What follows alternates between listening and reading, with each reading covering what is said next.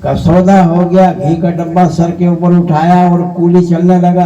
अब उसने अंदर में तमन्नाएं, जो कल्पना है ना, इच्छाएं, नाना प्रकार की फुरनाएं अंदर में उठने लगी।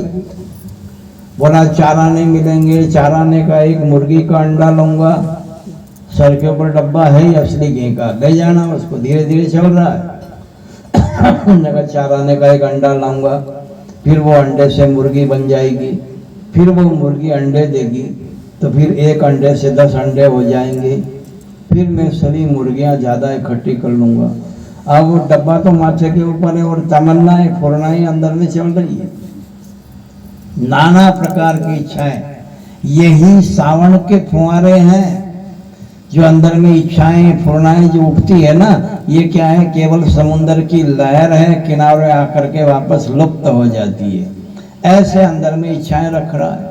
फिर इतनी मुर्गी हो जाएगी, फिर सारी मुर्गियों को बेच करके बकरी लाऊंगा, और बकरी हर 6 महीने में बच्चे को जन्म देती है, फिर वो एक बकरी की 1000 बकरी हो जाएगी।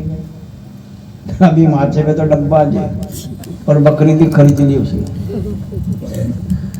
उसके बाद में जब सारी बकरियां ज्यादा हो जाएगी, फिर सारी बकरियों को बेच करके भैंस लाऊंगा, फिर एक भैंस के बाद में 2 हो जाएगी, 2 से 4 हो जाएगी, फिर दूध बेचूंगा। फिर ऐसा करूंगा, धीरे धीरे पैसा ज्यादा हो जाएगा, फिर मकान बनाऊंगा, और मकान बनाने के बाद में फिर शादी करूंगा। शादी हो जाने के बाद में 2 बच्चे का जन्म हो जाएगा, फिर दोनों बच्चे आपस में लड़ने लगेंगे। तो दोनों लड़ने लगेंगे तो एक झापट इधर रखूंगा, एक झापट इधर रखूंगा, वो घी का डब्बा नीचे, पीछे से लात मारी सेठ ने, ये मूर्ख मेरा घी का डब्बा तूने ढोल दिया। अरे उन्होंने कहा सेठ जी आपका तो घी का डब्बा डोला, पर मेरा तो बना बनाया घर बिगड़ गया। ये है फुरनाएं, ये है तमन्नाएं। इसलिए महात्मा कहे कि तमन्ना ये जो तेरी है, फुहारे है ये सावन की, ये फुहारे सूख जाते हैं, फुहारे सूख जाते हैं, फुहारों का भरोसा क्या, फुहारे सूख जाते हैं, फुहारों का भरोसा क्या। कमल को नाम का देकर किनारों से किनारा कर, कमल को नाम का देकर किनारों से किनारा कर, कमल को नाम का देकर किनारों से किनारा कर, कमल को नाम का देकर किनारों से किनारा कर, किनारों से किनारा कर, किनारों से किनारा कर। किनारे छूट जाते हैं, किनारे छूट जाते हैं, किनारों का भरोसा क्या, किनारे छूट जाते हैं, किनारों का भरोसा क्या, किनारे छूट जाते हैं, किनारों का भरोसा क्या। अगर विश्वास करना है तो कर दुनिया के मालिक पर, जो हम संसार में कर रहे हैं ना, जिस किनारे को हमें पकड़ना है, क्योंकि ये किनारा भी एक दिन छूट जाएगा, हमें उस किनारे जाना है। उस किनारे ईश्वर का द्वार है और इस किनारे पर संसार है। एक दिन छूटेगा ना, तो यहाँ महात्मा हमें इशारा दे रहे हैं कि समझ जा, नाम की नौका में बैठ करके उस किनारे चला जा, क्योंकि ये किनारा भी एक दिन छूटेगा। जहाँ हम बैठे हैं ये भी एक दिन छूटना है। अब उस किनारे जाना है तो सदगुरु के नाम रूपी जहाज में बैठ करके उस किनारे चला जाए। जैसे शरीर को जाने के लिए किसी नाव का आसरा, गाड़ी का आसरा चाहिए, इससे शरीर पार होता है। रूह को माने आत्मा को पार होने के लिए सदगुरु के नाम रूपी जहाज की आवश्यकता होती है कि तू सदगुरु की नौका में बैठ जा। नाम रूपी नौका है, उस जहाज में बैठ जा, उस किनारे चला जाएगा, क्योंकि ये किनारा भी कभी तो छूटेगा। इसलिए संभल तू नाम का लेकर किनारों से किनारा कर। क्यों कि किनारे छूट जाते हैं, किनारों का भरोसा क्या। किनारे छूट जाते हैं, किनारों का भरोसा क्या। अगर विश्वास करना है तो कर दुनिया के मालिक पर। अगर विश्वास करना है तो कर दुनिया के मालिक पर। तो कर दुनिया के मालिक पर, तो कर दुनिया के मालिक पर। कहाँ कब मन बदल जाए, कहाँ कब मन बदल जाए, विकारों का भरोसा क्या। कहाँ कब मन बदल जाए, विकारों का भरोसा क्या। कहाँ कब मन बदल जाए, विकारों का भरोसा क्या। कि अगर विश्वास करना है तो कर दुनिया के मालिक पर। कि अगर विश्वास करना है तो कर दुनिया के मालिक पर।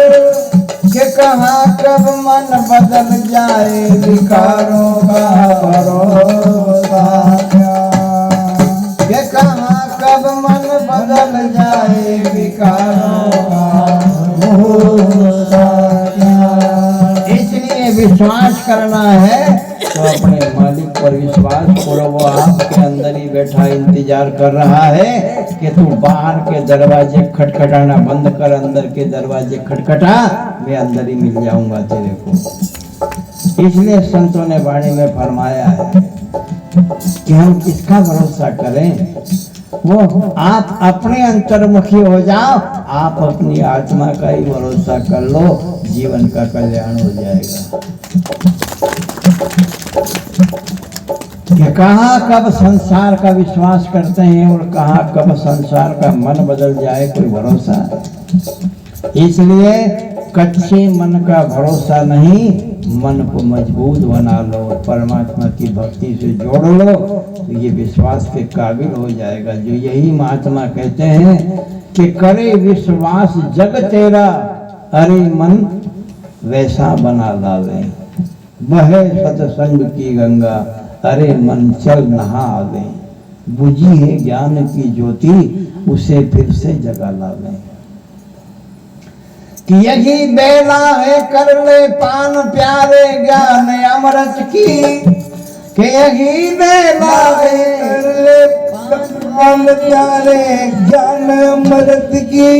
लगा है धर्म का मेला, अरे मन चल दिखा लावे। कि लगा है धर्म का मेला, अरे मन चल दिखा लावे। यही बेला है कर ले पान प्यारे ज्ञान अमृत की। लगा है धर्म का मेला, अरे मन चल दिखा लावे।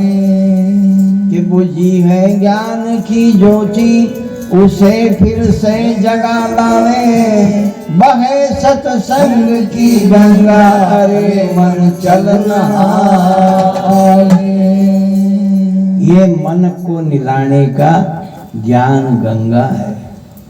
यहाँ मन को स्नान कराया जाता है और तन को किसी जल घाट के ऊपर जाकर के स्नान कराना है। मन को स्नान कराने का केवल ये घाट है। इस घाट के ऊपर मन स्नान करता है, तब जाकर के धीरे धीरे मन पवित्र होता है। जैसे बाहर के जल में जाकर के शरीर और कपड़े शुद्ध होते हैं, शरीर को रगड़ रगड़ के नहलाओगे, मेल साफ होगा। मन का मेल साफ करने के लिए सत्संग रूपी गंगा जल है। इस गंगा जल में अगर बैठ जाएंगे, मन को समझाएंगे, तो यहाँ मन का मेल धोया जाता है।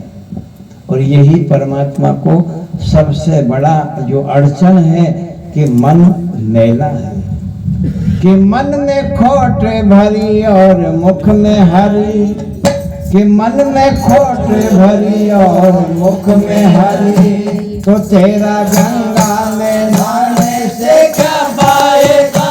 मन में खोट भरी और मुख में हरी, तेरा गंगा में जाने से क्या पाएगा। मेरे मन का न धोया बदन धो लिया, मेरे मन का न धोया बदन धो लिया, तेरा मंदिर में जाने से क्या पाएगा। मेरे मन का न धोया बदन धो लिया, तेरा मंदिर में जाने से क्या पाएगा। मन में खोट भरी और मुख में हरी, मन में खोट भरी और मुख में हरी, तेरा मंदिर में जाने से क्या पाएगा। तेरा मंदिर में जाने से क्या पाएगा। मेरे मन का न धोया बदन धो लिया, मेरे मन का न धोया बदन धो लिया, मेरा गंगा में नहाने से क्या पाएगा। मेरा गंगा में धोया बदन धो लिया, तेरा गंगा में नहाने से क्या पाएगा। मन में मूरत प्रभु की उतारी नहीं, मन में मूरत प्रभु की उतारी नहीं, है सबसे बड़ा तो भिखारी वही, है सबसे बड़ा तो भिखारी वही। धन दौलत पे तू क्यों गुमान करे, धन दौलत पे तू क्यों गुमान करे, तेरे संग ही न जाए तो क्या पाएगा। धन दौलत पे तू ना गुमान करे, तेरे संग ही न जाए तो क्या पाएगा। मन में खोटी भरी और मन में हरी, तेरा मंदिर में जाने से क्या पाएगा। तू रोज रामायण है पढ़ता मगर, तू रोज रामायण है पढ़ता मगर, व्यर्थ है पढ़ के मन ना उतारी अगर, व्यर्थ है पढ़ के मन ना उतारी अगर। तू माने पिता मारा करना भर, ना माने पिता माँ गुरु के वचन, तेरा रामायण पढ़ने से क्या पाएगा। ना माने पिता माँ गुरु के वचन, तेरा रामायण पढ़ने से क्या पाएगा।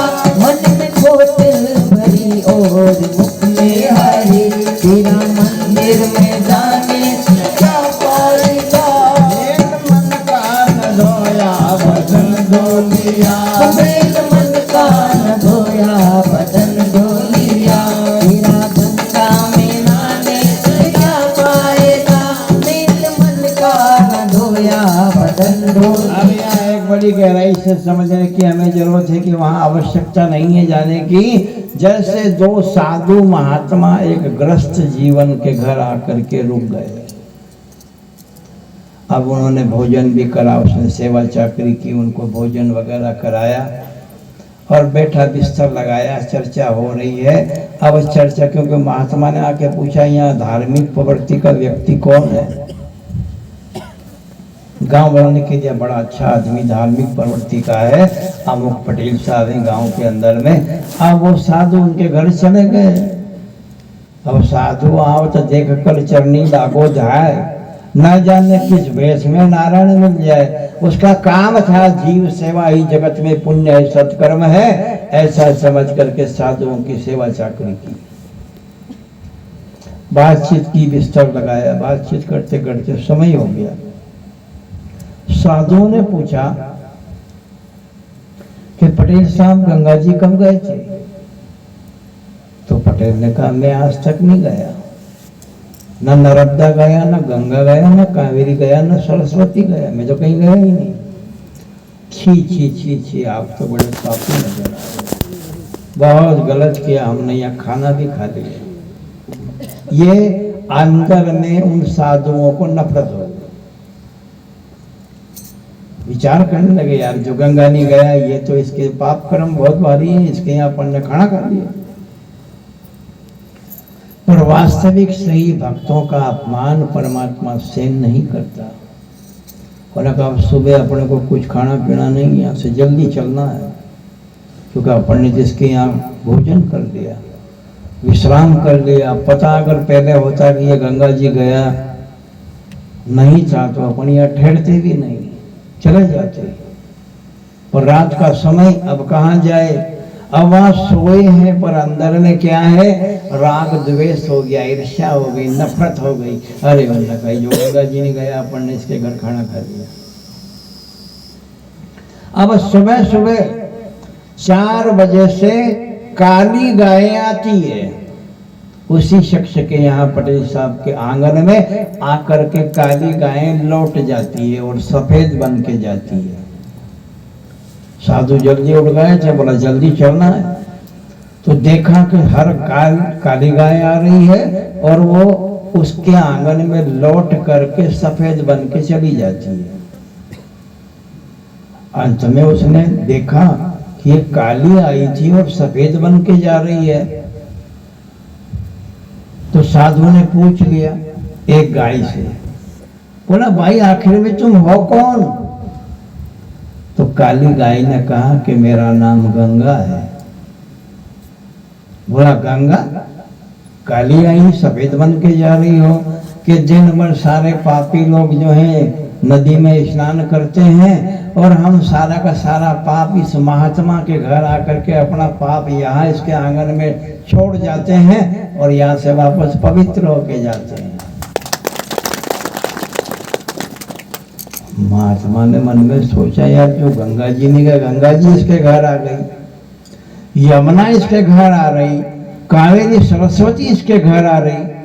माने क्या है विशेषता कि मन से ये राग द्वेष ईर्ष्या छल छिद्र कपट का त्याग कर दो, वो गंगा ही तुम्हारे घर आ जाएगी। आपको गंगा जाने की जरूरत नहीं है। यही ज्ञान की विशेषता है।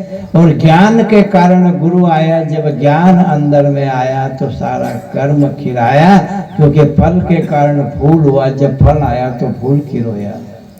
इसलिए मानव संस्कृति के अंतर्गत ज्ञान के लिए गुरु आता है कि वो अगर जीवन में आत्म ज्ञान की प्राप्ति हो जाए तो कहीं भटकने की जरूरत नहीं। काहेरी बन खोजन जाई, सर्वनिवासी सदा अलेपा, तो है संग समाई, काहेरी बन खोजन जाई।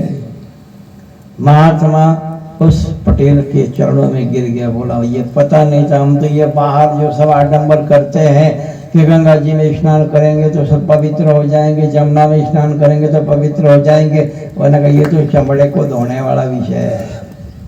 मन को धोना सीखो, और जिसका मन पवित्र हो गया यानी वही परमात्मा का प्यारा बन गया।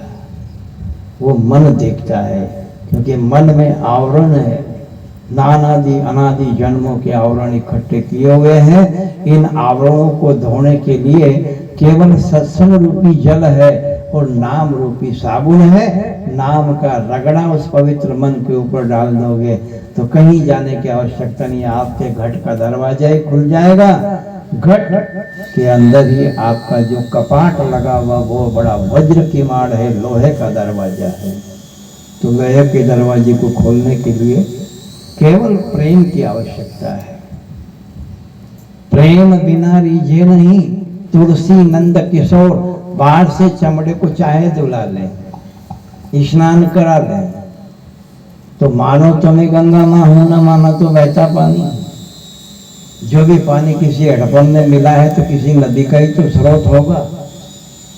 और कहीं एक जगह जो है आप नलकूप लगाते हो तो केवल धुला ही उड़ता है, उसमें आव नहीं आती।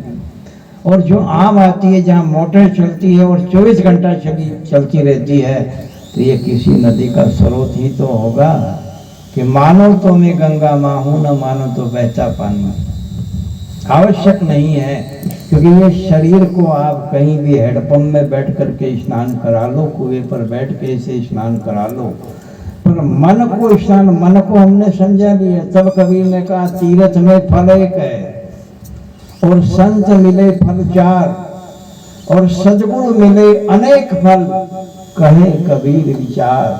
तीर्थों में जाओगे तो तीर्थ में फल है कि थोड़ा मन को खुशी मिल जाएगी, बोला चलो चलो अपना गंगा जी में जाके स्नान करके आ गए।